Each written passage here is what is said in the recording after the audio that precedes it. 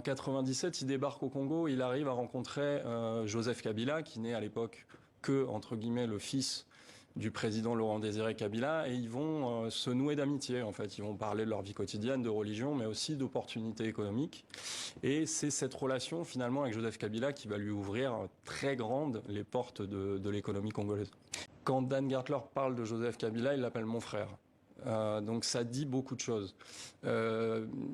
Quand, par exemple, en 2001, le monopole qu'avait obtenu Dan Gertler sur le diamant est annulé par Joseph Kabila, Dan Gertler le vit comme une trahison, comme une rupture de la confiance. C'est-à-dire que Dan Gertler s'est servi de ses connexions politiques, éventuellement de corruption, pour obtenir des permis miniers à bas prix, à prix cassé, et les revendre ensuite une année, 2 années, 3 années plus tard, 10 fois, 20 fois ce prix-là. Donc il s'est enrichi finalement sur le dos du peuple congolais, sur le dos de l'État congolais. L'Israélien Dan Gertler est un des hommes d'affaires les plus influents en République démocratique du Congo. Accusé de corruption et en RDC et sanctionné par les États-Unis, ce milliardaire israélien est au cœur d'une enquête de nos confrères de Jeune Afrique qui sont parvenus à le rencontrer et à s'entretenir avec lui. Dan Gertler, l'homme aux 1001 facettes, c'est le titre de cette enquête. Mathieu Olivier, bonsoir. Bonsoir. Merci d'être avec nous. Vous êtes un des rares journalistes avec Romain Gras à avoir pu interroger Dan Gertler. Donnez-nous tout d'abord la raison pour laquelle il vous a parlé. Alors la raison pour laquelle il nous a parlé, elle est simple de son côté, c'est qu'il est engagé dans ce qu'on a appelé, nous, une opération survie, depuis qu'il est sous sanction du Trésor américain, donc depuis la fin d'année 2017. Il essaye finalement de prouver sa bonne foi, de faire comprendre aux Congolais et aux Américains par extension que ces affaires au Congo ne sont pas issues de la corruption, que oui, il s'est enrichi, mais que finalement, il n'y a rien d'illégal derrière tout ça. Et donc lui, il avait besoin de donner sa vérité. Donc lui, ce qu'on voulait, c'était vraiment lui donner l'occasion de le faire et confronter ce personnage aux accusations. Dan Gertler tente-t-il de réhabiliter son image ? Oui, clairement. Clairement, il a passé beaucoup d'années à être accusé de corruption par différentes ONG, notamment Global Witness. Il avait d'abord choisi de ne pas répondre. C'est quelqu'un de très discret, c'est quelqu'un de très religieux, donc qui s'exprime très peu, qui n'est pas entouré de communicants, qui n'est pas entouré de conseillers médias, comme beaucoup d'hommes d'affaires. Il est plutôt entouré de rabbins, de conseillers spirituels. Donc, il a eu du mal finalement à se dire il faut que j'aille sur la place publique et que je m'explique, que je dise vraiment qui je suis. Alors, dans votre enquête, il y a beaucoup de citations de ses proches. Il y en a quelques-unes de Dan Gertler. C'est un homme qui fait très attention à son image. Il est très discret, vous le dites. Pourquoi n'a-t-il aucune photo récente ou de votre entretien avec lui ? Alors, ça a été compliqué. Disons que ça a été 2 ans de négociations pour pouvoir le rencontrer à Tel Aviv. Le photographe, il y a eu une séance photo qui a été faite par un photographe de Dan Gertler. Il n'a pas voulu que notre entretien soit photographié parce que il respecte sa vie privée. Il nous a reçus chez lui, avec sa famille, avec sa femme, avec ses enfants. Donc pour lui, ça allait sans doute trop loin dans son intimité, tout simplement. Alors comment ce milliardaire israélien s'est retrouvé au cœur de l'économie en République démocratique du Congo ? Alors l'histoire, elle débute en fait en 97, donc c'est ancien. C'est quelqu'un qui est issu d'une grande famille de diamantaires, donc qui a une fortune personnelle qui est déjà importante, mais qui va choisir d'aller travailler en Afrique et donc au Congo plutôt que de travailler à Tel Aviv ou d'aller travailler en Belgique à Anvers.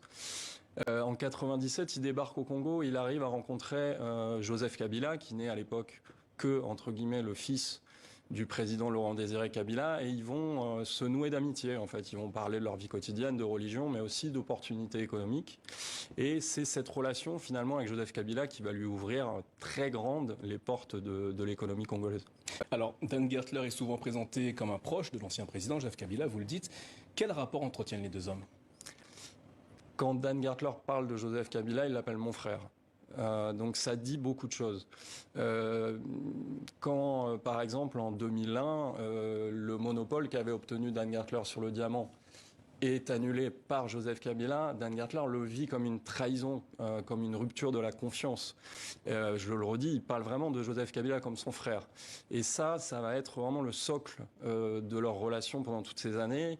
Ils parlent de religion, ils parlent de leur relation avec Dieu. Donc ça va au-delà vraiment de l'économie et de la politique. Alors on voit cette citation sur l'écran. Les accords de Sun City ont fait de Kabila et moi plus que des frères. Qu'est-ce que sont les accords de Sun City?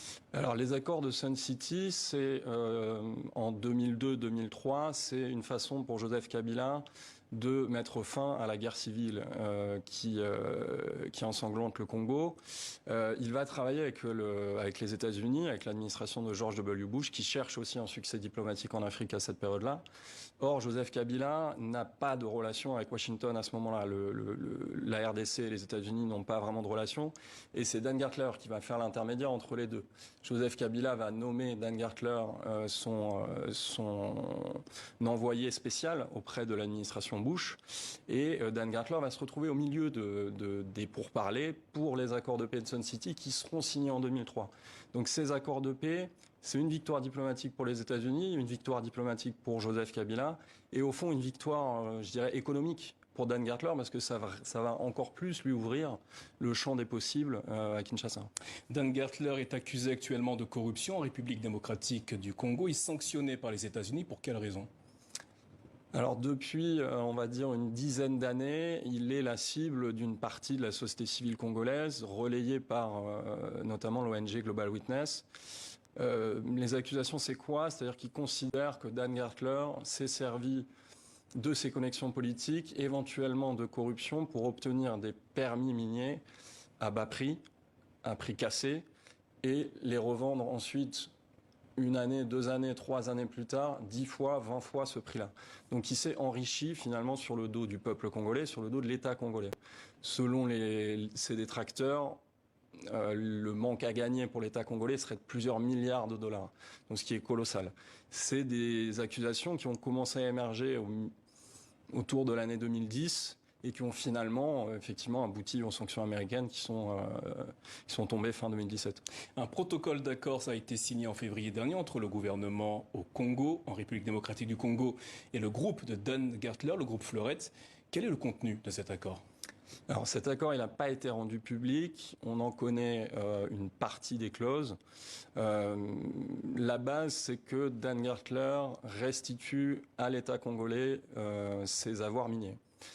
En échange de cette restitution, il obtient des dédommagements financiers, c'est-à-dire que l'État congolais considère qu'il a investi de l'argent dans tel et tel projet, donc va le dédommager à hauteur de ses investissements. Et la troisième, la contrepartie suivante, c'est qu'il continuera vraisemblablement à toucher des royalties sur une partie des projets miniers. Dan Gertler a-t-il des relations avec l'actuel pouvoir en RDC? Alors oui, il a des relations avec l'administration de Tshisekedi. Elles sont compliquées aujourd'hui. Elle l'était moins à l'arrivée au pouvoir de Félix Tshisekedi. Ça tient à une chose, c'est que Félix Tshisekedi, quand il arrive au pouvoir, il gouverne avec Kabila. Donc finalement, Dan Gertler réussit à cette période à rester en cours à Kinshasa.